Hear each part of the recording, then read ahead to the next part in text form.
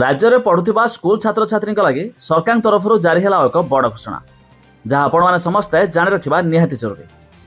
एक जानी एवं राज्य में ग्रीष्म छुट्टी रही अनिर्दिष्ट काल अर्थात पूर्व सूचना मुताबक जून 19 तारिख पर्यंत छुट्टी रही पारे। हेले मध्य राज्य में पढ़ुवा प्रथम रु दशम श्रेणी छात्र छात्री सरकार तरफ जारी है एक नुआ अपडेट। जानिबा पूर्व वीडियो को लाइक करूँ, सब्सक्राइब कर सब्सक्राइब कर पाखर घंटी चिन्ह को दबाई दिंतु। ग्रामांचल स्कूल गुड़िक दूर होब शिक्षक समस्या, गाँव को जीवे सहरी स्कूल शिक्षक।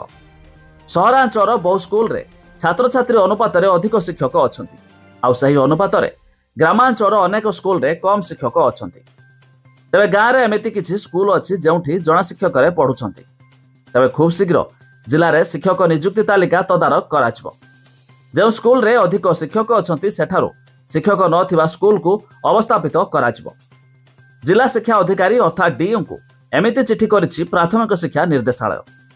जरूरीकालीन चिठी जारी करी निर्देशालय स्पष्ट भाषा रे उल्लेख करिछि सहरांचल और ब्लॉक हेडक्वार्टर ग्रामांचल को शिक्षक बदली करा तेबे आसंता 30 तारिख मध्य शिक्षक नथिबा स्कूल किंबा जणा शिक्षक चलुथिबा स्कूल को शिक्षक बदली को गुरुत्व सह नेबा को कहा जायछि।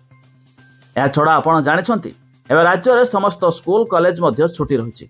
हेले पूर्वरु घोषणा होइतिला मे मास 6 तारिख रु जून मास 19 तारिख पर्यंत स्कूल छुट्टी रहबो। पूर्वरु ग्रीष्म छुट्टी को नजर रखी सरकार मध्य समस्त स्कूल कॉलेज को छुट्टी घोषणा करिछंती।